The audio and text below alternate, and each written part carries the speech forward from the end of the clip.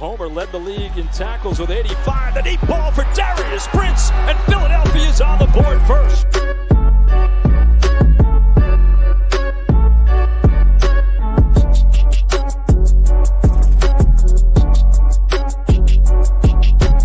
On the draw, this is Bryson Allen. And Allen weaving his way all the way down to the 22. 10-yard line, 5. Mayfield, Dancy, all around. Throwing as far as he can throw it. Jump ball coming. Crazy stuff. Not this time. And you want to be a wide receiver, you're going to have to take a little bit of a hit like that as Brown got him in that shoulder, but watch. Those are teeth. Do we have a dentist on staff here?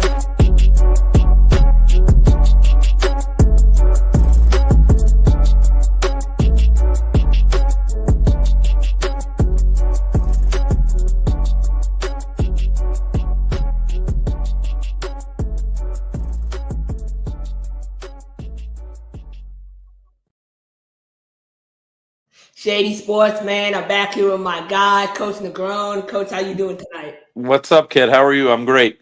I'm doing good. Good to see you. But no, I want to dive right in. Last night you attended the TAL game, the Duluth Harbor Monsters at the Ozark Lunkers. Talk to me about the level of talent you saw and how it might differentiate from the NAL. I thought it was great. Big shout out to Mark, the owner of the Ozark Lunkers, for having me, and Ricky Burtz. Also, shout out to Steve Walters and Brett Labrie and Coach O'Neill, Coach Buffett. I mean, everybody was extremely welcoming. That was my first TAL game in person.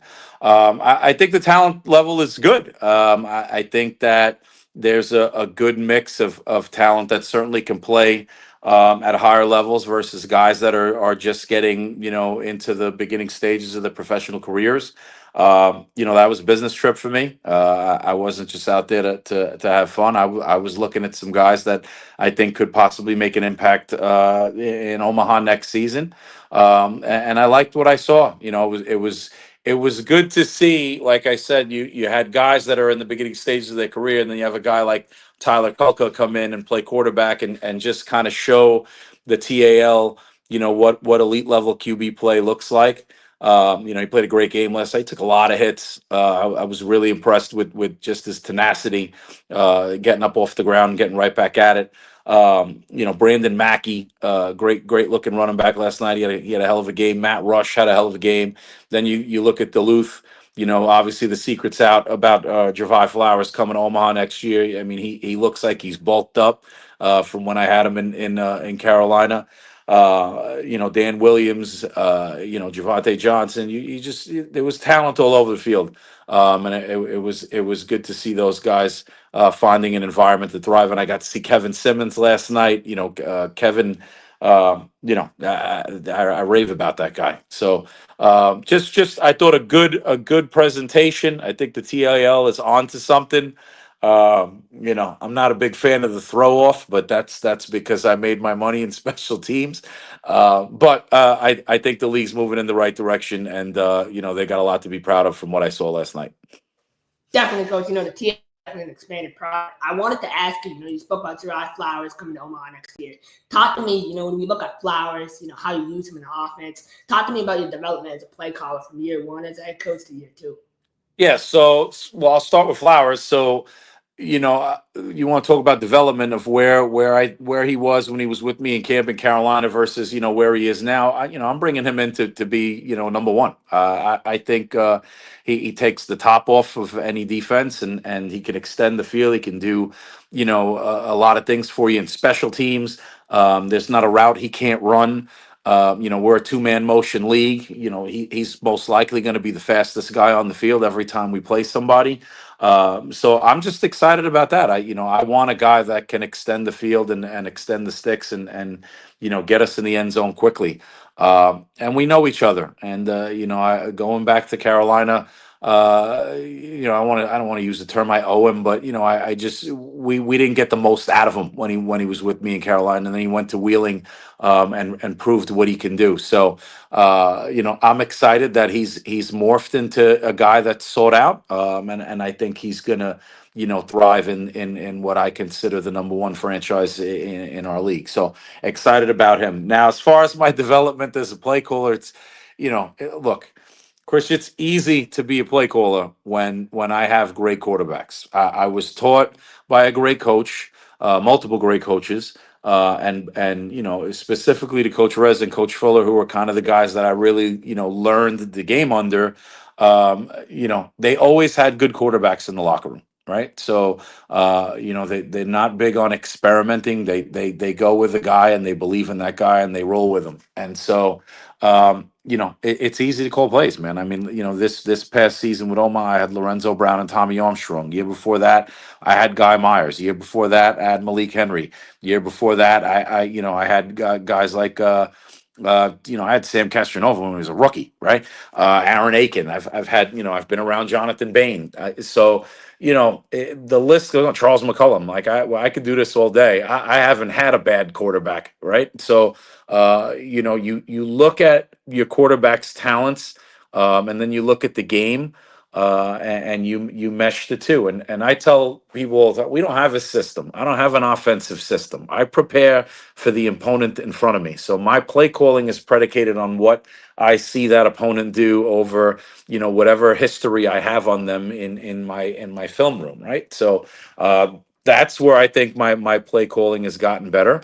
I'm real big on balance. I know when I'm getting off of the plan when my offense becomes unbalanced. I think the run game is as important as the passing game, if not more. And so, I'm very self-aware of what I'm doing when I'm calling a game, and I can pinpoint when I'm just going off and it's not working, and I gotta course correct. So I think that's my development. I study a lot, and I'm a student of the game, and I'll always be that. Coach, I think Gerard Flowers with a full off season is really scary, honestly. I think that's going to be really exciting to see. Speaking of good quarterback play, I got to bring you back to the championship game. I mean, Carl Robinson, masterclass performance. There's two particular points I wanted to touch on about the championship game. Fourth and 8 before halftime, 27-14. You let the go for it instead of kick a field goal. And then challenging the fourth and 6 call, would have made it 3rd and 16. You lost the timeout. That timeout ended up costing you towards the end of the game. Talk to me about those two decisions, and if you could go back and replay it, what you might have done differently. So let's talk about going for it on 4th down in the first half. About 100 times I've told myself I should kick the field goal. And we had, arguably the best kicker in the league. No disrespect to Luis Ferreira, who won Special Teams Player of the Year, but Caleb Shudak's pretty damn good. You make that decision. If I get it, I'm a genius. I don't get it, I'm questioning myself. Now, when you go for it, you're going for it with a 2-time MVP. Then you sleep a little bit better, right? Look, it's Tommy Armstrong. Tommy says, "We got you, coach." You roll with it. But sometimes you gotta shut these guys down and say, "Look, just kick the field goal. Let's get some points. Let's go into halftime, feeling a little bit better." I think already at that point, I was butthurt by the game, right? Because they scored on the first drive. We came right back, scored 2 plays. We were very confident in what we expected to produce, in that game. And so just being down, you're just pissed, right? Nothing's working and it's 4th down and you're like, let's go for it, right? So that's that one. I hindsight being 2020, Chris, you're absolutely right. Kick the field goal, reset at halftime.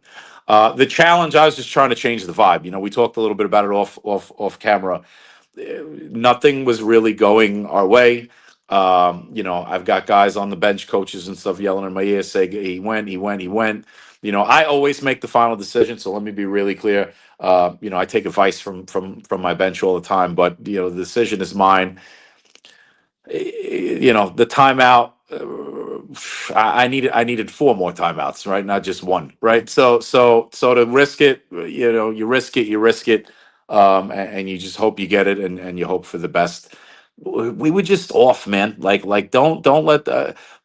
I'll do it for you because I know you do the research. But like I look at our stats, right? I do an offensive efficiency report. You know, we that was my worst called game of the season. I mean, just statistical performance does not. We had what 60 yards passing. You know, I would challenge you to go through my entire history of coaching games where I'm calling plays and tell me if you find another game where I only had 60 yards passing, right? And then I think we had 95 yards rushing, but half of that was on Tommy's run on the second play of the game, right? So, you know, we just were off, or a third of it rather, right? So we were just off. And let me not discount what Beaumont did, what Coach Mayfield and his staff did. You know, they had a game plan and they stuck to it and they did a really good job. So, you know, I hate it, but you know, I got all this off season to be motivated and come back, you know, bigger and stronger. Nothing to hang your head about, Coach. I mean, 6-2. I mean, you beat coaches like Shaw, Herb. You didn't beat them, you owned them. So, you know, you dominated, and I'm so happy for you. But one of the things I want to talk about is your owner, you know, one of my dogs, Ricky Burt. Talk about your working relationship and talk to me about the person he is, you know, off the field. Yeah, I mean, look, we have a saying that I've kind of implemented since I got here, which is the standard is the standard. You know, Ricky Burt sets the standard. You'll never hear me say anything but rave reviews about this man. He's the first one in the office, last one to leave. You know, this is his livelihood. Failing isn't an option. I mean, you can use so many cliche statements to just describe his work ethic, and what he does for this program, and not just the program, but you know, the league in general. He just sets an example for me, man. You know, you don't want to let that guy down. And if you do, you know, he'll clear you out of his way, and then he'll fill the void. Like he's just relentless in the way he works, and his commitment to the franchise, the fan base, the experience, the players. You know, there's no bullshit. It's all out on the table. You're always going to know what he's thinking because he's going to make sure of it. And I love it, man. He's rejuvenated, you know, my love for the game, and my you know, pretty much my career, man. I mean, you know, we'll get into some other things in a minute about, you know, where I was, but you know, he's pretty awesome guy. And then, you know, as a person, man, he's a dad. You know, so he can relate to, my connection with my kids and stuff like that. You know, we're very, very similar. We want the same things. We want to win. We want to win the right way. You know, and we have very, very high standards and expectations for our personal lives and for our organization. So, you know, I couldn't be more thankful to be here and be working for him. And I remind him on a pretty regular basis. He's probably getting annoyed if he's watching. He's probably wants me to shut up, but you know, he should be. He should be very proud of who he is as a business owner, as an individual, and I'm going to start being more vocal about letting people know, because he gets a lot of disrespect in this industry, and it's honestly, it's laughable. You know, look, everybody's got past, everybody's done things they're not happy with, everybody's made business decisions maybe they don't like, but you know, it's how you respond to those decisions and react moving forward that really defines you. And he could run a master class on how to run an indoor football program. So when I see other programs or other people, you know, saying something to the contrary, I just think they're ridiculous. Definitely, you know, I mean, he takes criticism very well. You know, I look up to him, man. Like, he's a great guy, honestly, on and off the field. You know, I'm proud to have known you when you were an assistant coach. You know, I knew you when you were getting out in the mud, man, all the late nights. Like, talk to me about your journey, man. Like, how did you find out about the Carolina Cobras and the NAL, and how did you originally get involved? I mean, you got to go all the way back to 2019 for that, right? So you know, I started with Coach Rez. I feel like we met at like a coaches clinic or a camp or something. And you know, this was coming. It was like, so it was after the 2019 season, so we would have been coming into like COVID and stuff like that. You know, the Cobras budget has always been tight. There wasn't a lot of money going around. We'll get into that, but don't let anybody fool you. There's no money in Carolina for many years. And it was just him and Anson Yarborough at the time. Um, and I remember I was originally coming on to do like a lot of their youth stuff, set up a youth league and camps and things. And then he said, "Hey, do you want to coach? Do you want to? I need a position coach, and he need an O line, D line coach." And I said, "Yeah, absolutely." And dude, I don't remember what my pay was per game. I'm sure it couldn't have been more than 250 bucks a game. But that's how I got into it. It was just the three of us, man. And I was the balance between two very, very vocal coaches. Anton was D coordinator, Rez was the OC and head coach, and I was just kind of in the middle. And then he kind of let me help on special teams. You don't really have to do much when TC Stevens is your kicker. You just tell him kick it through the uprights and thank him. And that was how it started. And it was great, man. It was great. And then he brought me back after the COVID year, 21, and did that. And then in 22, I started to really, we've talked about this before. I started to realize I was getting sick. And I was still working in multifamily real estate, so I kind of stepped away in 22. And then he wound up stepping away in 23. And when he stepped away in 23, I reached out to Coach Fuller and asked to come on, and Coach Fuller took me on in a similar role, O-line and special teams, but he let me do a lot more. I was also very much kind of the administrator for Coach Fuller's coaches staff in terms of events, in terms of making sure the players were taken care of and stuff like that. I was kind of the liaison between him and the front office. Coach Fuller has a way he wants to do things, and if he doesn't want to do things, if you don't want to do things his way, then I wanted to keep the front office away from him. Let's just put it that way. I mean, 23 was amazing, man. That we were so close as a coaching staff. Me, him, Coach Johnson, and Coach Carmelo, and those players. I mean, that's probably one of the best experiences I've ever had was 2023 getting to Jacksonville, and that championship kills me too. I mean, I could point to a couple plays that just I wish we could have back. I bet you Coach Fuller would say the same thing. But that was where I really got to learn the game, man. I mean, he is. Again, we talk about master classes. That's a mastermind of offense, both arena style and indoor style. And so then at the end of the 23 season, him and the ownership group couldn't come to an agreement on how 2024 was going to look. And then, I got offered to take the job in 24. Man, like it's really crazy to sit back and kind of look at that journey. I think a lot of people, I'll say it on air, like a lot of coaches don't have to go through that, right? I feel like that's lost. Starting as an assistant coach, and then now you're the head coach of the most powerful franchise in indoor arena. I don't regret it, not one bit, man. That journey prepared me for this. I don't, you know, I've been offered opportunities before. I got offered to go to an IFL team in at the beginning of 24 as an assistant, right? I'm glad, even though, we're going to talk about it, even though obviously the Cobras didn't end the way I wanted it to, the timing was right. It was time for me to step away. And I know what Ricky wants this franchise to look like. And I feel the same way. So I just think that the timing and the journey that I went through prepared me for it. No regrets, other than of course, I'd like that ring in 23, and I'd love the ring, last month. But beyond that, the journey was great. I've got a lot more good memories than I do bad memories of my time, getting to here. So, in 2023, when I met you, you were promoted to a new role, right? And I remember your promotion and you attendance went up like 300%. The first week when you were promoted, those stands went from, zero to all of a sudden people are flying in, like the hometown hero had taken over. Obviously, during the 2023 season, there were red flags. Talk to me about those, and when did you start to see things kind of go south? So let me be really clear, because when Carolina closed and the announcements came out, a lot of people commented, and whether it's past employees, past players, past coaches, whatever. That franchise had been struggling since 2018. Okay. Um, Attendance has never been good in the Greensboro Coliseum. Never.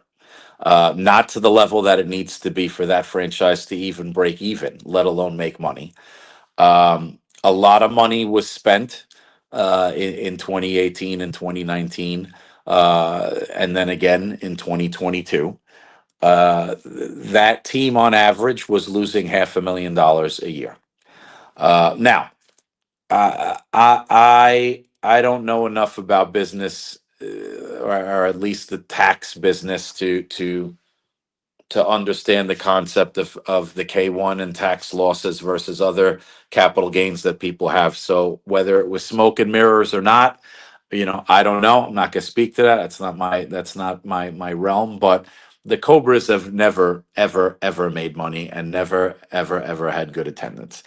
I think the attendance that you saw in 23, when I started to take on a prominent marketing role, was a lot of it was giveaways, right? You give a lot of free tickets away. That's any indoor team. There's a percentage of complimentary tickets that are given away.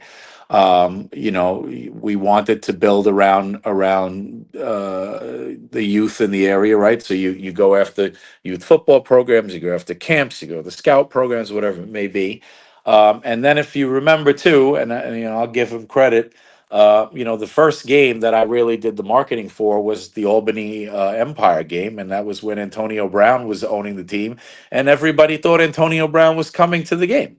All right, so I'm sure I got, let's say 200 people thinking they were going to get something autographed by Antonio Brown. All right.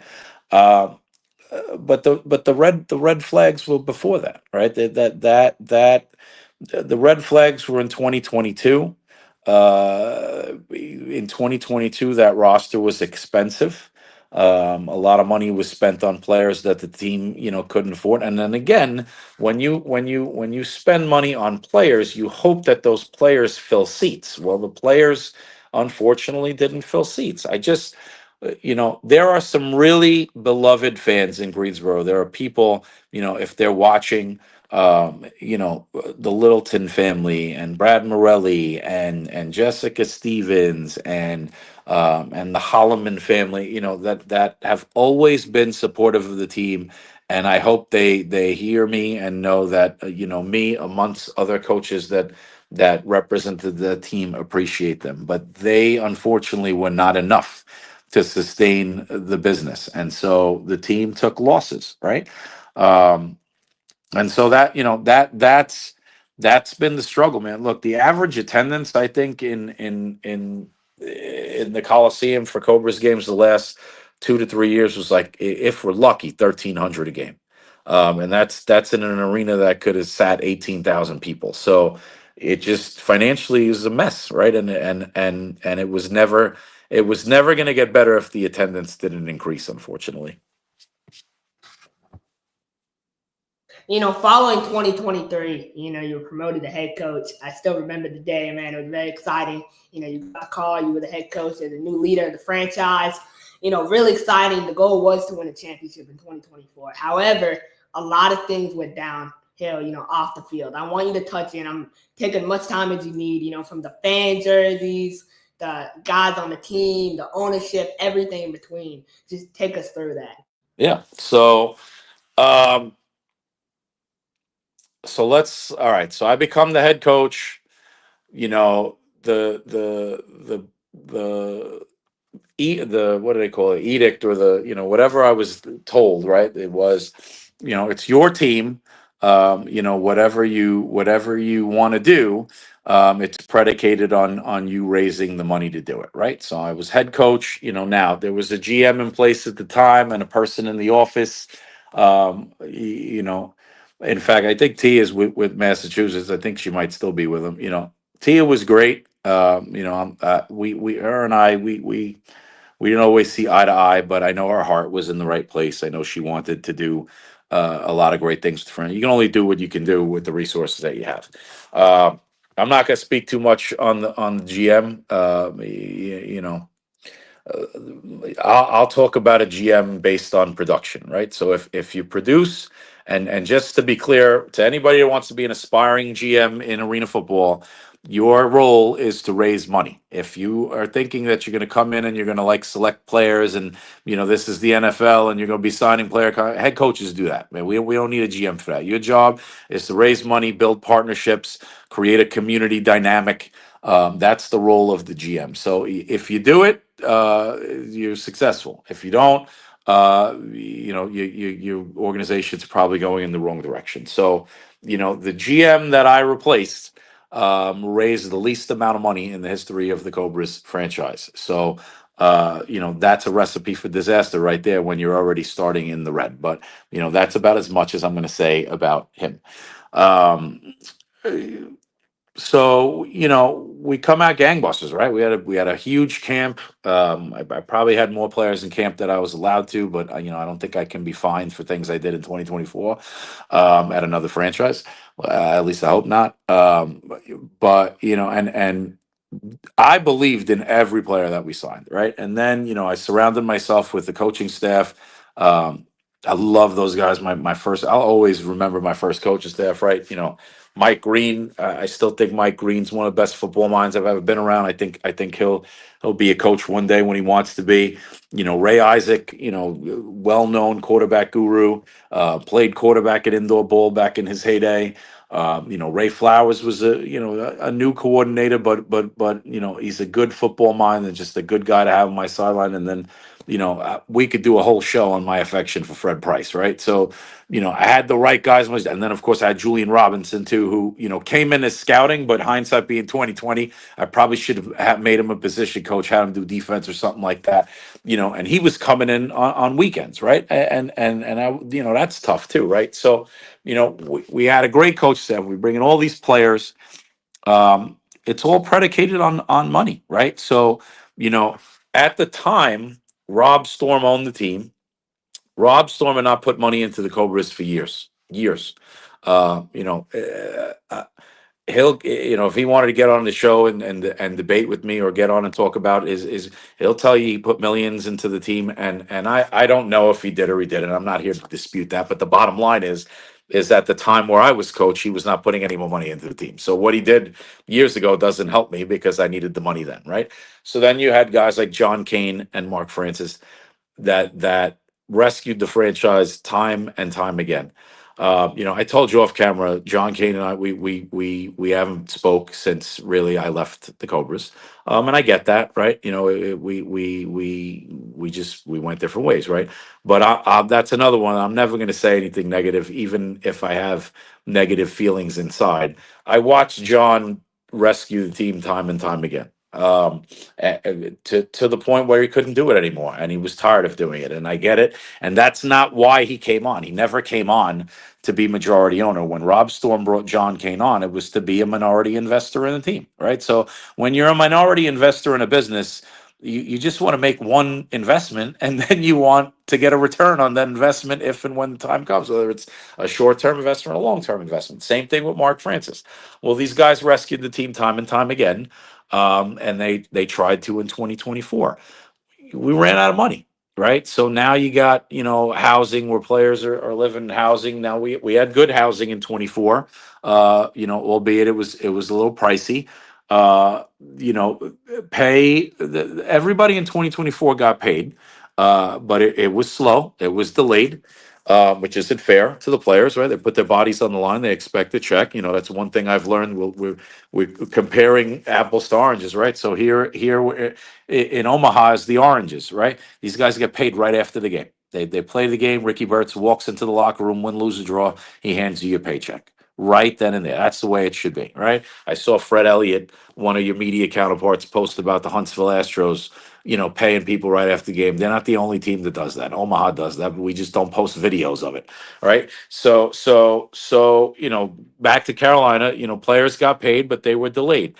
It's hard, man. Now, the other piece of that, so when you're dealing with the business part, you're wondering when paychecks are going to come. I think there were big bye weeks, and didn't we have like a 3-week bye week in 2024, Chris? I don't remember if that, like from May 1st to May 25th, we didn't play a game. That's a pain. That means nobody's getting paid.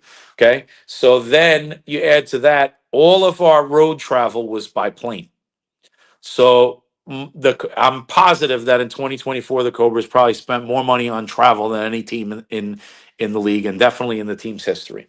It's just draining. It's draining, and to think that when I was coaching that team, we came to Sioux City, we win the Sioux City game, we're in the championship. We lose that game, we still have a chance to be in the championship if we beat Omaha in Omaha. That team was built to win a championship. And I think if the business side did not get in the way, when we talk about Guy Myers, we talked about him. Guy Myers helped me hold that team together. CJ Kane helped me hold that team together. Adam Smith helped me hold that team together. We had meetings, they were emotional, there was yelling, there was tears, it was also all to just play 10 games. That's not how it's supposed to be for these guys, right? They're supposed to come in and only worry about football. So, it was again, that's my first year as the full-time head coach of the team. I'm thankful for it. It'll be embedded in my mind and heart for the remainder of my career. I won Coach of the Year that year, which is great. I got a ton of good memories, but the memory I wanted was that team at least competing in the championship game. And I think if we didn't have all the business obstacles that we did, we would have been in the championship game. I will also add, and we could talk about this in more detail because I know you got more questions. While all this is going on, I'm foregoing pay left and right. So when I get on here and I see this one hasn't been paid, this one hasn't been paid, this one hasn't been paid, I'm not going to get into how much money I believe the Cobras owe me because there's no point. I'm past that. But I'll just say this to everybody that thinks posting, their emotional outburst about not getting paid is going to help you. First of all, it's not. And second of all, you have no idea. Well, your number is peanuts in comparison to mine. And like I said, we can dive into that more if you want, Krish. But the dollar amount is irrelevant at this point because God bless me with my job here in Omaha. I mean, Coach, I got to ask you, on a personal level, at this point you're battling, you had your health issue as well. You were public about that. With not getting paid, I mean, what kept you going, man? I know you love the team, love the players, but at what point did you, decide, like, I can't take this anymore? Like, enough is enough. So now you're getting into 25, right? I mean, that, and I it just, I think with any challenge, you want to get over the hump, right? Like all right, so it's a challenge, and there's something in front of you, and you I give you all the cliche speeches, run through the brick wall, this, that, what. I kept running through the brick wall, and then every time I'd run through the brick wall, on the other side is another brick wall waiting, right? So, I just think at some point, you had to pull the Band-Aid off, and at the end it was mutual. There are text messages that went back and forth where I was fired. And there was a lot of emotions in that. I don't think I'll say this. I think if I don't walk away, um, we're still fighting this battle, right? And digging a bigger and bigger hole. So I needed to walk away so that John and Mark and whoever else is involved could make a decision as to how they were truly going to move forward with this thing. Because I think the one constant that was there, no matter what was thrown at us, was, well, Coach Negron is there on the grounds, right? I was always there. I was always in that office.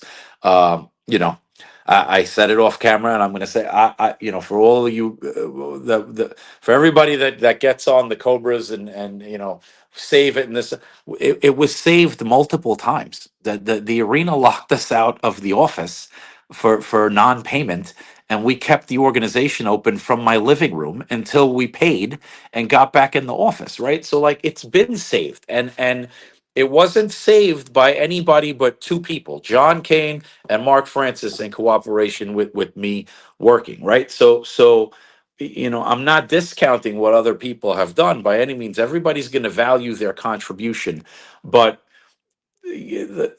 like I drove the helmets that the team had in 2025. I went to Maryland and picked them up. This could go on and on for long. And I'm willing. I told you, I'm gonna do it one time with you, Chris. I'm gonna get it all out of my system so that everybody can know, the truth as to what unfortunately happened, or at least as much that I think everybody needs to know. But like there's look, anybody who runs a business, you're not going to just keep taking losses over and over and over again. Like if you're a millionaire, that's the complete opposite of how you became a millionaire, right? So if I didn't walk away, I don't think that the start of the closure would have happened. If fans want to be mad at that, well, you know what? I have a family to take care of, and I deserve to eat and be able to pay my car and do all this. I cannot do that for free. And this is my career too, right? I made a commitment to this industry, and that this is what I want to do, right? So it was just time. It was just time. So as far as my health is concerned, Chris, I've gotten better. I find a way to maintain. My speeches to players and kids and people who listen, it's not lip service, man. You kick shit in the mouth when you want to do good things in life, right? So I'm sure my body is going to win the battle one day, but not today.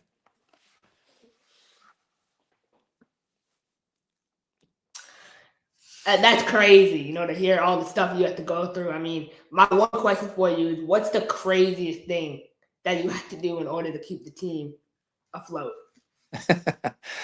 I mean, working in my living room is up there.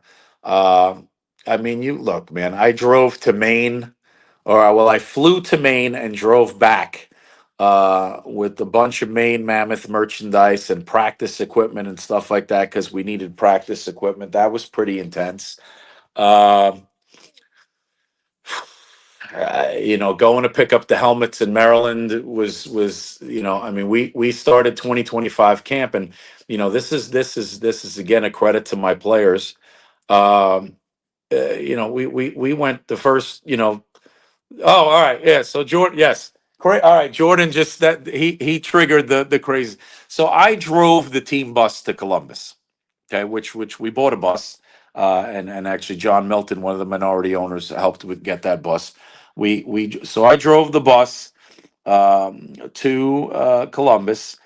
I told the guys before the game, I'm gonna sleep on the bus, during the game so that I could drive us back. Well, of course, I did not go to sleep during the game. I go into the game and I watch the game. And I know you mentioned that off camera we're going to talk about that game in a minute, so I won't go into the details of the game. But the bottom line is I stayed awake, right? So now I got to drive us back. So I'm driving us back, Krish, and Columbus to Greensboro is probably like 8.5 hours. On a bus, it's probably 10. The last 2 to 3 hours, man, I had to like stop like every 30 minutes to buy an energy drink to stay awake. And then I couldn't keep my eyes open like the last hour. So we had baby wipes. Yes, David Ross. We had the medical bag at the front of the bus. And I was wiping my eyes with baby wipes to keep them open so I could drive. And what sucks is 30 minutes outside of Greensboro, dead traffic on the highway, like immobile. Couldn't. So I'm trying to get these guys back so I can go to sleep. And so yeah, so driving a bus, a half asleep or maybe even 75% asleep was probably the craziest thing. I don't even know what to say to that, man. That's actually crazy. I don't think any other head coach in the league had to go through anything like that. But I want to talk about, I mean, that was one of the most embarrassing losses in Carolina Cobras history, 25-0. You had stepped away from head coaching. I want to talk about your decision to kind of step away from coaching and move on to a front office role. What went into that? So, first off, let me be really clear. It was a mistake. I'm a coach at heart. I think I can do both. I do not, I would not, at least right now, not want to do a front office only role. That's just not for me, because I feel like my reward from my hard work in the office is coaching, right? So I'd rather do both. But at the time, I thought it was the best decision for the team. We wanted to make sure. So, we had hired, Laura Ann Smith and Omar Salters in the office, and I wanted to give them as much support in the office as I could, right? So, game day execution at the Greensboro Coliseum is not necessarily the same game day execution in Wheeling where Laura came from. I wanted to make sure she had support, and Omar was a young GM, new to the area, and I didn't want to throw him out as sheep amidst the wolves. Now, granted, I wound up leaving. I guess I did that anyway, if that's what they want to blame me for. But that was the idea. I mean, look, I raised the most money in Carolina through corporate partnerships, so I wanted to make sure my partners were taken care of. I you wanna do all these grandiose things, right? To make sure that the team thrives, the attendance grows, whatever it may be. And I felt like if I was president and I was in the stands and I was, mingling with people, that I could execute that and take responsibility for things that weren't executed. It's a thankless position, or at least it was. I'll be honest with you. There were days that I felt like I couldn't do anything right, um, and so doing that, and then like you said, we go down to Columbus, and I orchestrated the highest scoring offense in the league the year before, and now we're in game two and we're not scoring. Now, we didn't have a center. Our center was out that game. We were doing a center by committee. And Coach Clark was a new coordinator. Look, it's easy to be the what do they call it? The armchair quarterback, or sitting in this. It's just a bad game. It's a bad game from start to finish. And it was hard to watch. It was hard. And I'm going to say this, and I hope he's watching, because I'm really proud of him. We did not, in Carolina, at least the system that we had designed. I don't want to say we didn't believe, but we didn't put enough effort into Vincent Espinoza, in my opinion. And I will admit that I spearheaded that, right? I had a different vision of quarterback, and I didn't give Vinny a fair shot. And kudos to him for lack of a better description, giving me the finger and tearing up the NAL. And now he's bowling in Fishers and stuff like that, and he's doing that through some intense adversity that he's gone through, personally.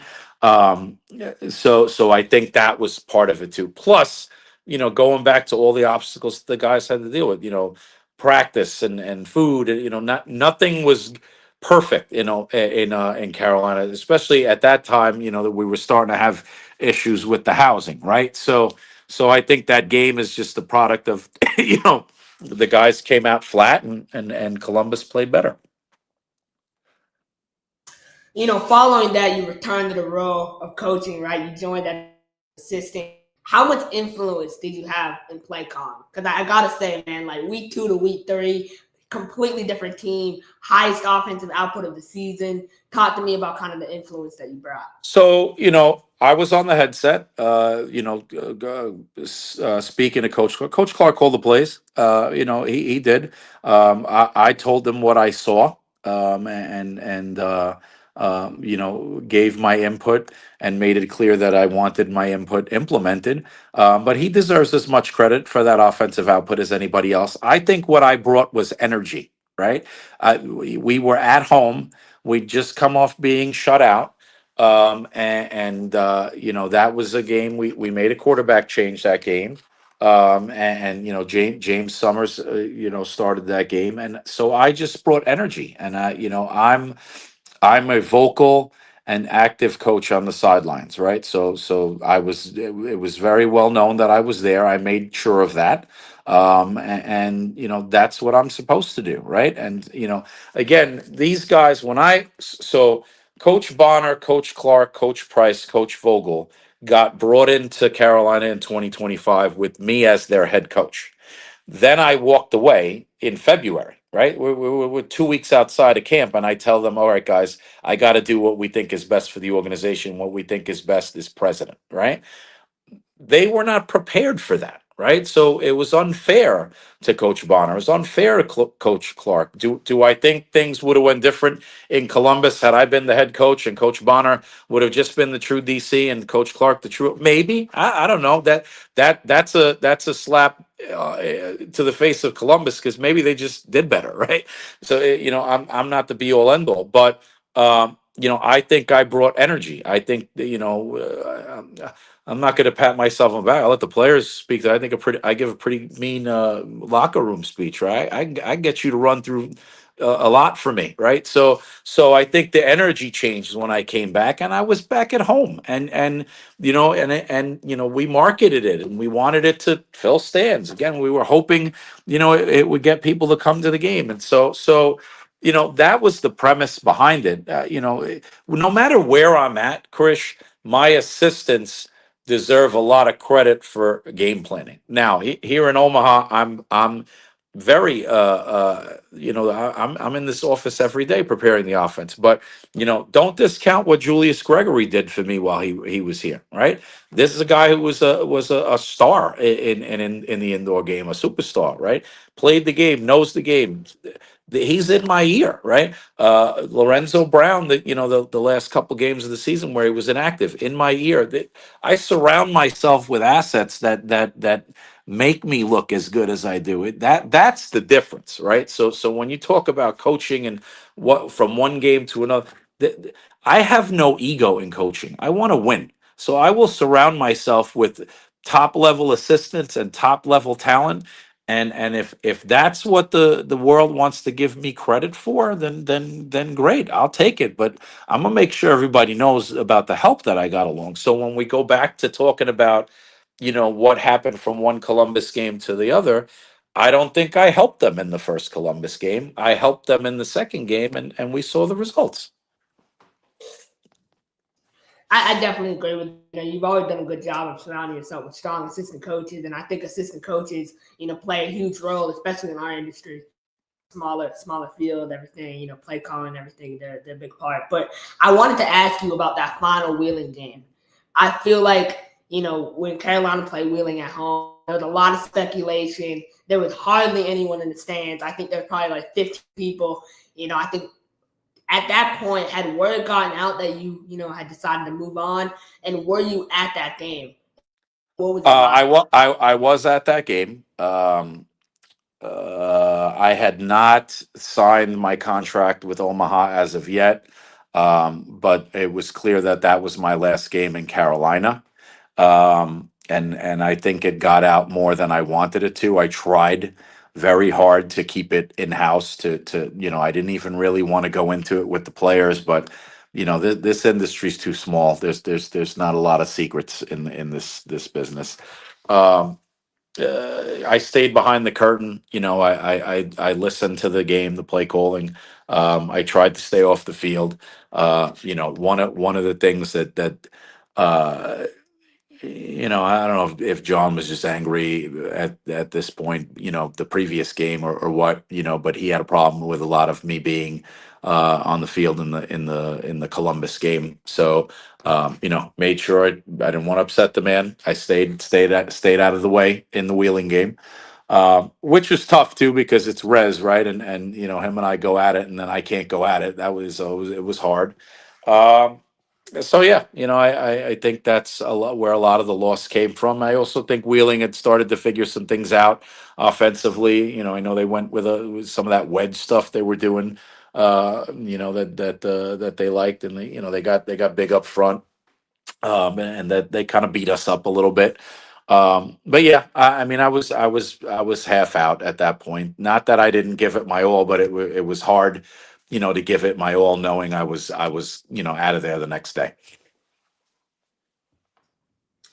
Before you got contacted, by Omaha, did you have any consideration of retirement and walking away from indoor football? Maybe go home, hang it up at all, or no? Hell no. Hell to the no. No. I mean, that's as simple as I can put it. I am nowhere near retirement. I know this is what I want to do. I had a very, I don't want to use the word lucrative, but because I don't have anything to show for it. But I had a successful multifamily real estate career. It was a good run. I mean, I again, I started from the bottom, and I got into roles as high as directors of property management for management companies, vice president of the Greensboro Housing Authority. Again, no regrets and very thankful for that journey, but no desire to go back to that. I am going to survive in indoor football, and I'm going to thrive in it, and I'm going to do some great things here in Omaha with Ricky and hopefully beyond. And my intention is to retire from this, wherever this journey takes me. But no, I think that stepping away from coaching, even for whatever it was, 2 3 weeks, 4 weeks, however long it was, reminded me that I want to keep coaching, right? Because when I got back on the field, in that Columbus game, I never felt as good, right? So, and then being here, I've loved every minute of just being on the field, right? And so, and I'm a play caller, right? I'm not gonna give up play calling. I'm very clear about that. If anybody wants to be on the offensive side of the football and work for me, doesn't get to call plays. You can advise, you can give me suggestions, but that's what I love to do. So no, man, I never thought about retirement, not even one time. We got this great question from Off the Wall, Trey. He says when it comes to community engagement and getting folks to attend games, what are some misconceptions? Well, first and foremost, the free ticket is a misconception. Just because you give out free tickets doesn't mean they're going to come. I will tell you, and that's Trey, right? That runs Off the Wall, Chris. Sorry, Trey. I have given 2,000 tickets out to a game free, and 300 of the 2,000 actually wind up scanning and coming to the game. So just because it's free doesn't mean people are going to come. I think you got to be really, really strategic about the markets where you put your team in. I think the misconception that football is attractive to anybody is wrong. There are just cities that don't want it. And I'm gonna be honest with you. I think Greensboro is one of them. I don't think Greensboro wants an indoor football team. I think you have, again, very beloved and supportive fans, a group of them, but 60 fans is not going to support the revenue needs of an indoor football team, especially depending on the venue. So, when to summarize, the two misconceptions: don't think free tickets equal fans, and two, not every market, regardless of whether you do proper community engagement or not, the market may not support it because that's another thing gets me upset. Now I'm gonna go on a little tangent, Chris. Fans would say, the Cobras didn't do any advertising. That's nonsense. We did radio ads, we did billboards, we did events in 2024. I'm gonna give credit to another person. Carrie Ann Johansson had us in every possible event we could go to. She knew the radio station. She knew people in the community. She knew people, right? And I knew people, right? So we went to things. It still didn't translate into fans, right? So you know you just have to be sure that it's the right market. I'm interested to see how uh uh the hockey team in Greensboro does, right? Because I just don't know. They've been down that road before, right? And the Cobras weren't the first arena team to play in the Coliseum. I think there were three teams before that, and the Gargoyles are not going to be the first hockey team to play in the Coliseum. So, Greensboro just is it's more. And I see Wookie drives a statement. It certainly felt like Greensboro was done with indoor football this season. The attendance numbers this season were no different than the attendance numbers in 24, 23, 22, 21, 19, and 18, right? So there wasn't some fall off. the Cobras and everybody involved in it was trying to push something that unfortunately the community never truly supported. Even with the look, the biggest response should have been after the team won the championship in 2018, right? Winning typically breeds attendance, right? Ask the Carolina Panthers what attendance was like when Cam Newton went 15-1 versus what attendance was like about 2 seasons ago when they were, 3-13, right? Winning breeds attendance. Winning did not fill seats at the Coliseum. So I just don't think it's a market that's conducive for arena success. And, people run out of money. Kind of want to tie this point made by Casey Smith, owner of Columbus Lions, into my next question. Coach, when you look at the business of indoor football, arena football, where do you think we're at as an industry, and where do you see this industry in the next 5 years, and do you think it's headed in a positive direction? I do think the industry is headed in a positive direction. I think that people don't know, and I think this lends to what Casey's saying, so I hope he'll agree with me. Not everybody can own a football team, right? If you're not prepared to take six figures in losses out the gate, at least in your first season, then you should not own a professional football team. And there's some posts going around today. Actually, Coach Robinson made a really great post about what's professional. You're not a professional team if you don't have housing. You're not a professional team if you don't have their meals covered. You're not a professional team if you don't have the practice facility. You're not a professional team if you don't have a plan to build corporate sponsorships and community relationships. You're not a pro team if you don't have equipment. You're not a pro team just because you rent a facility for the weekend. That doesn't make you a pro football team. So I think that there are a lot of positives in the industry. I look at a team like Columbus that has sustained for 20 plus years. They know their business, right? Casey and Richard Madden, they know their business, right? So I think for them, they will continue to do what needs to be done to be successful. I think other teams and other owners are delusional. I'm just going to be honest with you.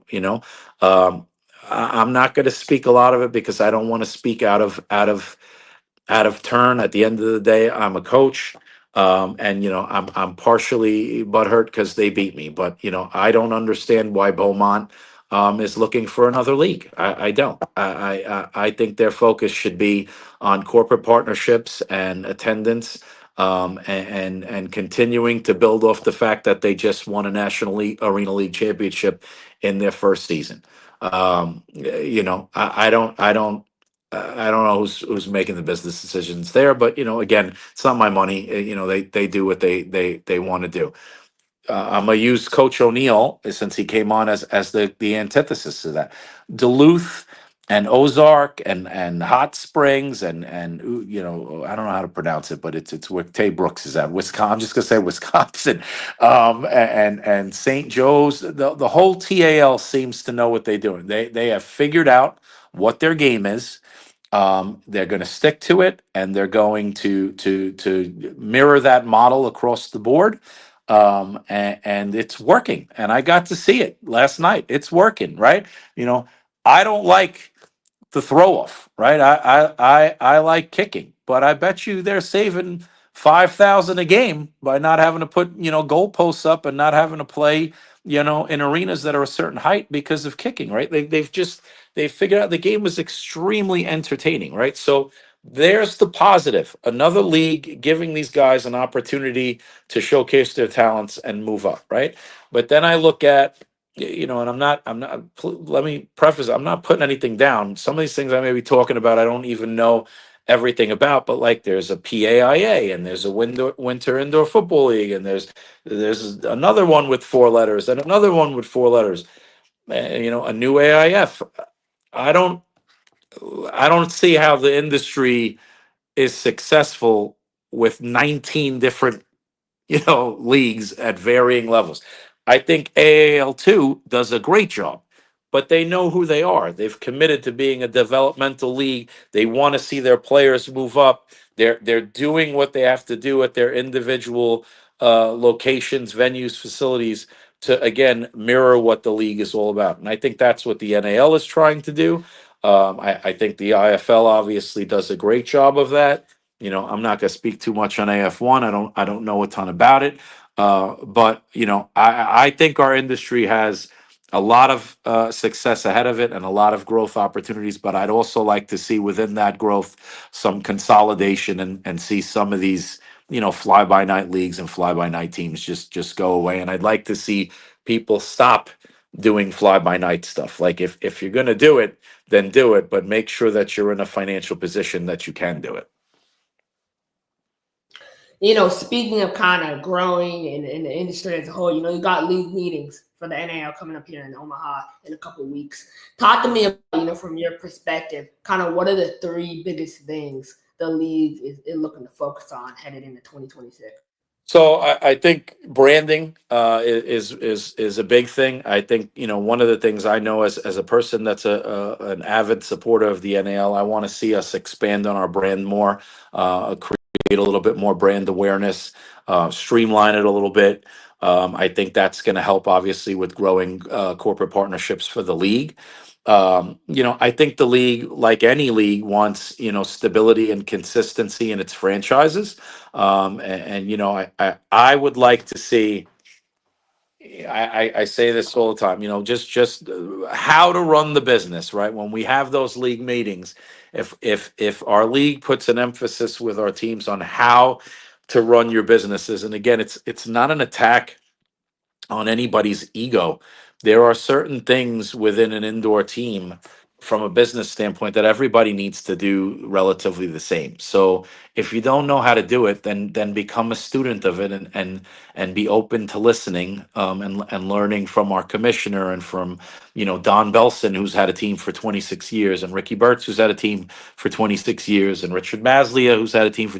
I don't understand why you wouldn't want to listen to these guys. They have proven track record for success, right? So those are probably the three things: brand awareness, consistency in our teams and the way they run our business, and then obviously, of course, the third thing is more teams. You know, I want more teams, right? I want continued expansion, and I know there are things that are coming. There are things that I know. There are things that are above my pay grade that I don't need to know. But you know, I know that the NAL is moving in the right direction in terms of, you know, quality, but also quantity too. We need a quantity. I love our division setup. I think that was a great thing that the league did by doing the division setup and having the conference championships. And that only continues to work if we have enough teams to warrant two divisions, right? So we want to continue to grow that so that, you know, people can get excited about the conference championships as much as they get excited about the league championship. You know, I think a constant question, you know, that's going to come up is NAL, IFL, AF1. Do you see in the next 10 years, you know, a scenario where any of these leagues can come to an agreement and kind of merge? Or do you think they're good, you know, as separate entities? I think that the smaller leagues that we talked about, you know, the ones that there's initials for everything, I think you'll see some of those merge with those three leagues. I think those three leagues will sustain. I think the IFL, AF1, and the NAL will remain the trifecta of leagues for indoor football. I think that's the way it should be. You know, I just think that you're going to see a lot of these some of these smaller league teams as well. And I'm sorry, you know what? I don't, no disrespect to the TAL. I do think the TAL can last, right? You know, due to what I like to see some of those TAL teams, you know, level up their talent and maybe merge. Yeah, it'd be cool. I mean, I'd love to play Coach O'Neill and go back and forth with him for a week ahead of a game. I think that'd be a lot of fun. But I think what the TAL is doing is working for them, right? So I think you'll see those four leagues, and then I think you'll see the smaller leagues kind of get absorbed. You know, also, you know, I spoke to AAL too. If AJ and his leaders want to keep that model, then I could see that sustaining. But you know, I think a lot of these other you know, fly by night leagues and leagues where, you know, they got schedules where the team has 4 weeks of buys, like that's not sustainable. That's not going to last. You know, I definitely agree with you, and I kind of want to talk about the competitive balance in the NAL this year. You know, obviously, I felt like for the most part it was pretty competitive outside of, you know, Idaho, Shreveport, a couple teams. What can those lower level teams in the NAL do to kind of keep up with the rest of the pack? I think you gotta. So I gotta be. I gotta be careful. You know, the pay is the pay, right? Now, we know pay is not all the same everywhere, but the pay is the pay in Omaha. I can tell you that right now. We don't fuck around. There's no secret envelopes. You're getting paid what you're getting paid. Um, I think the teams need to mirror the intangible benefits across the board. And when I say intangibles, housing, food, your practice facilities, your training, your recovery, you need to have all those things in place. You need to be able to say the things that I can say to have the type of team that I'm capable of building here in Omaha. I have the luxury of being able to say to a player, everything is taken care of. All you have to worry about is football. That is it. You come to Omaha, you play football, you follow the program, you're going to be competing for a championship because that is our standard of practice. Idaho could say the same thing if they wanted to, right?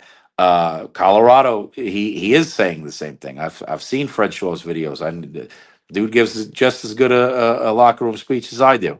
Damian Daniels, Columbus, Wheeling, they all you got to mirror the intangible benefits, and if you do that, then we're going to be competing for the same level of players, right? But I'm not kidding when I tell you get paid after the game in Omaha. So I can call a player right now and say, the last place you're at, when did you get paid? And they'll tell me, the Friday after the game. And that's a week away, right? I could say, no, here you're getting an envelope the minute you unstrap your shoulder pads, right? So, that's a benefit that I have. We have training, we have recovery, we have everything in place. You want for nothing here. So, that's why I'm able to attract who I'm able to attract. Take into consideration also, players want to play in front of crowds, man, and it's typically a sellout or pretty close to it here in Omaha every time there's a game. It's by far the loudest arena, in our league right now. I could tell you, it's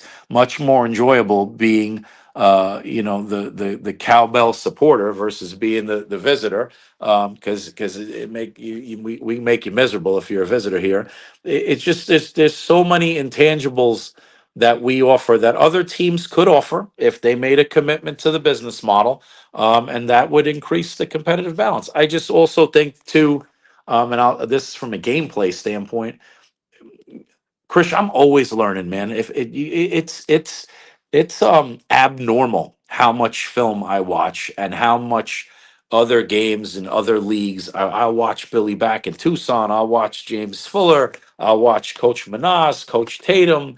I'll watch stuff from 2 years ago so that my play calling and my overall system can evolve. I mean, I read books on coaching. I'll go to coaches clinics. People got to decide how committed they are to this. And I think I owe my player, I'm telling my players that I'm going to give them a platform to develop and go to higher levels. Well, how am I going to do that if I'm doing this 20 hours a week, man? Like this isn't a part-time gig for me. And I can't ask players to put their body on the line and then I'm going to do this half-assed.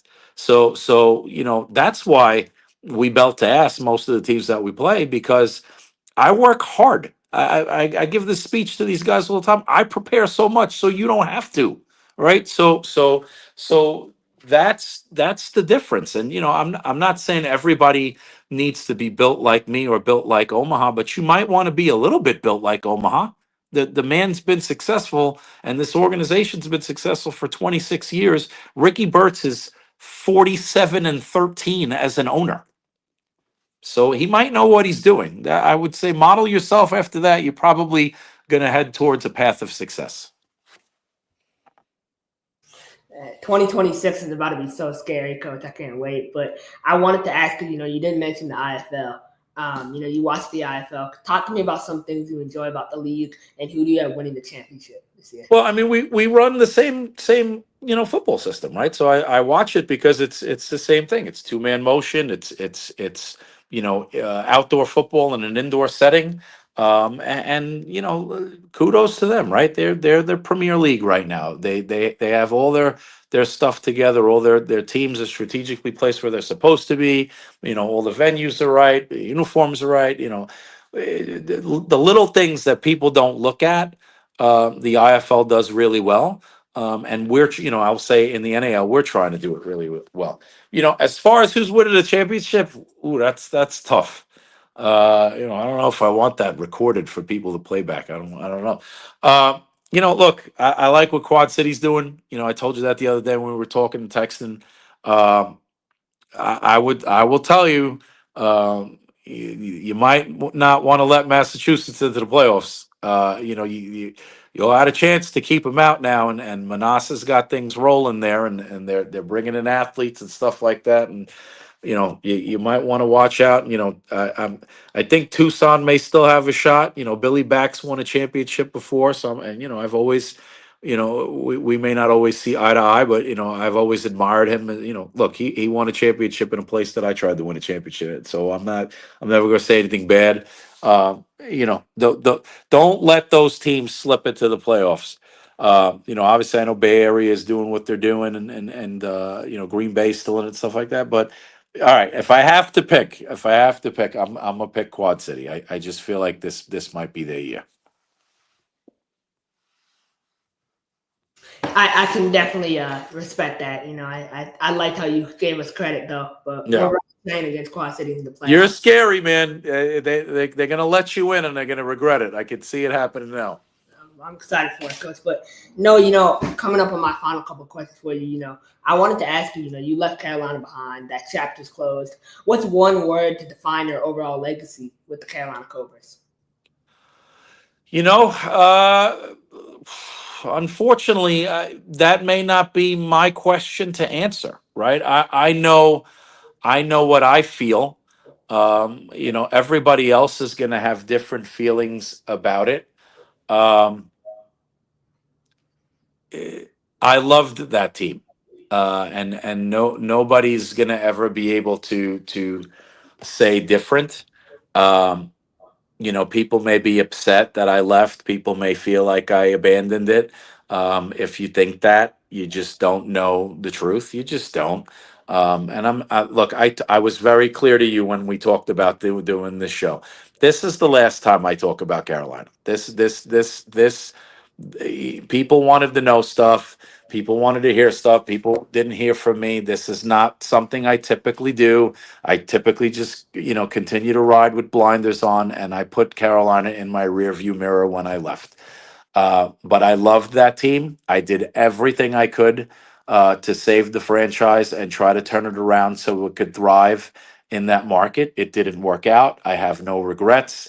I feel bad for the fans that loved it. They're going to be okay. All right. I think that's, you know, like we need to chill out. Like you're going to be okay. Right.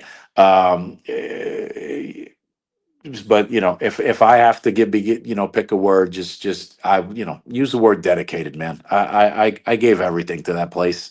Um, you know, and so did my family. I think, you know, I don't give them enough credit. You know, there's a lot of distance between us right now, obviously, because I'm out here and they're there. But you know, when I asked my kids to support the franchise, they did. When I asked my wife to support the franchise, they did. When I asked my wife to cook for the team, she did. When I asked my wife to open the door to our home for the team, she did. A lot of things done way beyond what I know other coaches do for their teams and franchises. And I'm not looking for a pat on the back for it, but I'm certainly not going to let trolls come on and say that I did this and I did that and I abandoned this and like, just shut up. Just social media gives people muscles they don't have, because half of the stuff that got said about me when I left and that still gets said from time to time, you wouldn't say that in front of my face. And I'm only mad at it right now because my family reads it, right? So I hurt when my wife hurts for me. I hurt when my kids hurt for me and are defending, you know, me on you know, on social media threads and stuff like that. So, you know, as I'm saying that this is the last time I'm going to talk about Carolina, I'm also going to say this is the last time I'm going to tell everybody to stop commenting and getting into arguments with my family and my children about our tenure in Carolina. We did everything for that franchise. We loved that franchise. We loved the owner. We loved the team. It didn't work out. Things don't work out. You just move on. I don't understand. And I hate to. I'm sorry that I get on this little soapbox, Krish, but I'm going to add to this. The people that accentuate the negative about do you have nothing? There's nothing else to do in a day but post negative stuff or accentuate negative. There's a lot of great things that this industry does. This industry has elevated a lot of football careers, a lot, not just players, coaches, people or executives at professional football teams that wouldn't have opportunities to be executives at NFL teams because that's a hard path to crack. Like there's so much more positive that our industry does than negative, and I just don't understand why people create pages just to post negative shit. I don't understand why fans or so-called fans will get on and will comment. They don't have pictures of themselves on their profile, so you can't identify who they are.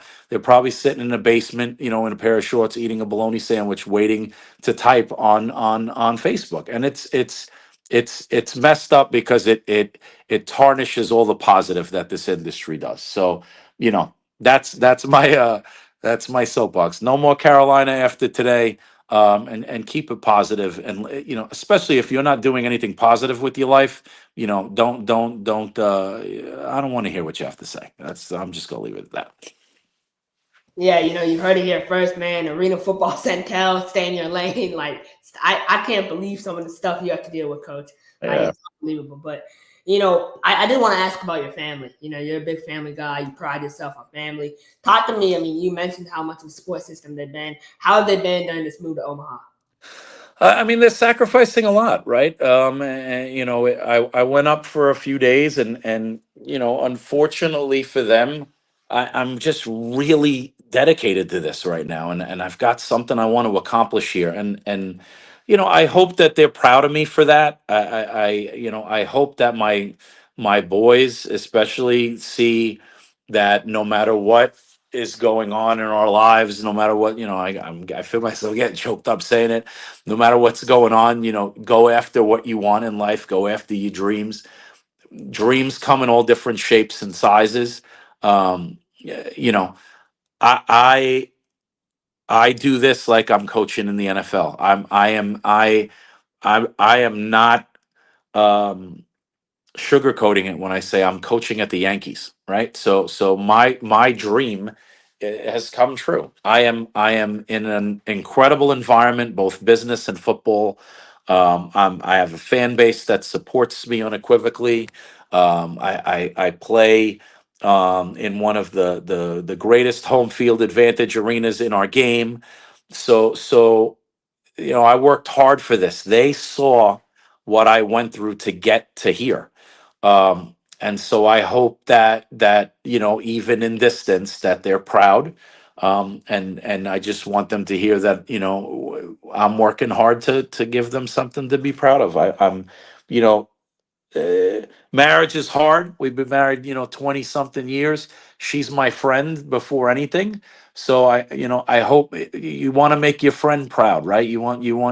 Especially knowing all that she invested from her personal, some of the sacrifices and working a full-time job and taking care of the finances while I'm not getting paid. And I'm one of those men that like it's an ego thing, right? The man's supposed to take care of the house and things like that. Well, I wasn't taking care of the house because I was trying to keep this afloat and keep my dream and my career going. And so I need this to pay off for her, right? I need this to pay off for them.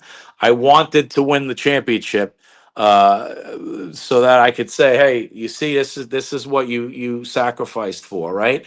um God didn't want it right then, right? It just means I got more work to do. So, and that's okay. It's gonna make it even sweeter than I do, but it's gonna be for them. I miss my granddaughter very much.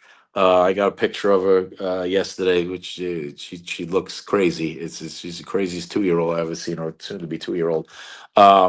But look, they know that dad's doing what he needs to do, and as long as they do what they need to do on their end and keep up their end of the bargain, then we're all good. It's really great to see all of them, dominate in school and do really well, in their lives. I also wanted to ask you, another thing you hold yourself high to is your faith, right? You mentioned that, God kind of leads you. When you talk about all that you've been through, man, you've been through war, hell, blood, sweat, and tears. How do you stay in tune with your faith, and kind of what strategies have you implemented to get closer to the Lord? So that's a great question, Chris. That's the best question you asked me tonight.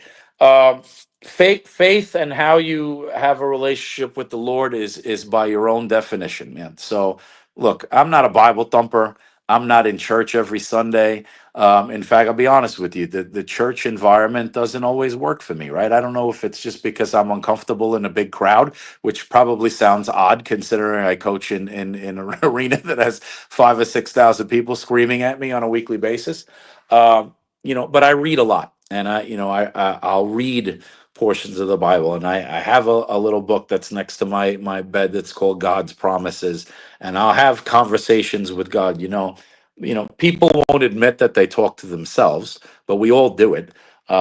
Instead of talking to myself, I'll just talk to God. Why not? I think He's in the car with me. At least that's what I've convinced myself when I'm driving down the road, talking about my life, what I want to do that day, what goals I want to accomplish, what's hurting me, what's not hurting. Um, you know, we do a lot to push the envelope as people, and when you do that and you come out okay, if you don't think there's a higher being that guided that, then you're not completely in touch with reality, right? Like, just think about, I opened up enough to tell you there was times I was working at the Cobras where I wasn't getting paid, right? Well, what's supposed to happen when you're not getting paid? You're supposed to lose things. You're home. You don't eat. You're homeless. So I drive down the street and I see a homeless guy, with a cardboard sign that says, we'll work for food and this, that, whatever. I've never had to do that. Well, what do you think? That just happened by magic, right? There's a higher being that's keeping my family going and keeping me safe and keeping me focused. I don't minimize that, right? I don't. Um, there's a higher being that brought me here, right? Now, granted, he gave Ricky Burtz a little bit of a nudge to help it out, right? But how many people could say they came from a situation like the situation I came from to again coaching the Yankees? Like it's that's yes, give me the credit, right? I appreciate that, but God had a hand in that. There's some guidance in that. Again, I had or have, right? Because even if it's at its lowest levels, it's still brewing, right? Kidney cancer. I was supposed to have my kidney removed. They wanted to do it in like 30 days. Chris, I've put enough stuff in my body. They probably should have taken that kidney out. God chose a different path. Not right now. Now, is it going to come out maybe, 10 years from now? I don't know, maybe, right? But if it does come out 10 years from now, God gave me 12 years, 12 extra years to where I could continue to do what I love with minimal physical interruption while having spots on my kidney that are indicative of cancer. Come on. Like so my faith is embedded in that. I continue to it's funny, we're intertwining. I used to tell John Kane that I have mastered swimming through razor blades. Well, again, I have God for that. I'm not gonna put that all, in my ego. And that's the mistake that people make is you let your ego get in the way and you forget that you probably got, a higher being back there supporting you. I hope that more people will get in touch with their spiritual relationship. It is not embedded in going to church. You're not a bad person if you don't go to church. So, you can have any kind of relationship with God you want. I have found one that seems to be working for me. Coach, I appreciate your honesty as always. You know you're my guy. Yeah. I wanted to, ask you this. I want you to pop your shit for a little bit. Man, what's your message? All these NAL coaches, they all think they can run through you, win a championship next year. What's your message to them? What do you got to say? And what are you about to do in 2026?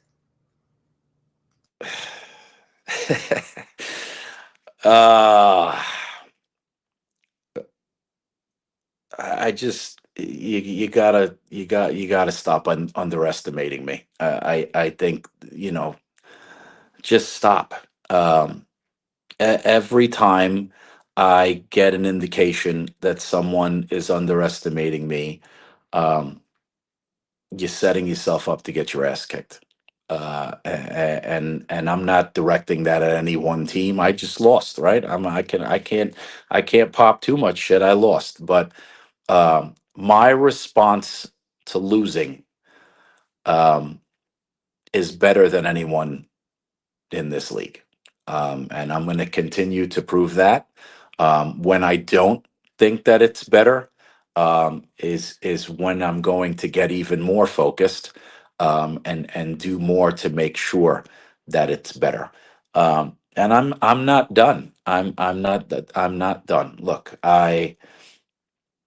you just follow the roadmap. 2023, I was assistant coach of the year. That's an individual award.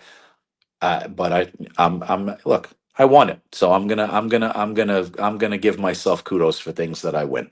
2024, I won coach of the year. Again, individual award, but we've checked that box. 2025, I won a division championship. So now we've checked that box. So you just follow the pattern. And if you don't have a pattern like that, then you probably shouldn't be directing any vitriol at me. If you've won a ring, kudos to you. But if you have a ring that I want and you're in my way, then I'm building a team here with Ricky Burtz and my assistant coaches, and we're coming. One thing that I can say confidently, and I think anybody that you talk to would agree with, um, we're coming. You just where it all ends up when the dust clears, nobody knows that. We're months away from that. Um, but I definitely wouldn't come into Omaha overconfident. That you'd be making a huge mistake. This is the best home field advantage in maybe all the leagues. I'm not even going to just limit it to the NAL. Look at all the leagues across the board. This team does not lose in Omaha very often. All right, and then wherever we go to compete, and we don't stay silent. There's I got a board in front of me, and it has the elements of the standard, and number 10 is complacency kills future success. I don't do complacent. I started working the day after the last game of the season, right? So if you're not working, you're already behind schedule, which means you don't get to talk shit when it comes to playing me. So we're gonna compete. We're gonna upgrade where we have to. We're gonna enhance what we have in house, and we'll be right back in it come 2026, because the standard is the standard, and the standard is not just perfection, but it is Omaha football. The expectation is to compete for championships, and that's exactly what we're going to do. Coach, I appreciate your time. My final question for you tonight is, what's one quote that kind of resonates with you and keeps you going on a daily basis? One quote. That's a good question, man. That's it's one quote. I think the one quote, and I got it from a Nick Saban book, and so I'm trying. I want to make sure that I say it correctly. Don't let outside factors impact your goals. You gotta rock with blinders on, man. You gotta. There's a lot of people. There's more people that want to see you fail than there are that want to see you succeed. And when you let those outside factors or those outside, negative people infect your mind, it messes up the flow. And that's part of why when you ask me, I know we're getting toward the end, but when you asked me, when kind of the breaking point was, right? There was too much negativity in my life on the tail end of the Carolina thing, and I wanted to go somewhere that was positive and had a unified vision, um, and made it very clear that they loved me and appreciated me, and wanted me to use my talents. Not only do I say don't let outside factors impact your goals, but the people I work with here don't let outside factors impact what they want me to accomplish here. So that's the quote, man. That's it, right? Just if you have something you want to achieve, don't stop until you get it. That you don't. There's no like wish. I'm not wishing. This is what I want to do, right? So I wish I was this. Bump that, man. I want to be the championship winning, longest tenured coach in the history of Omaha Beef football. I will be that. I'm going to Belichick this thing. And I'm going to win multiple titles and bring multiple championships here because that's what I want to do. And nothing is going to affect that. Nothing. I'm a game changer.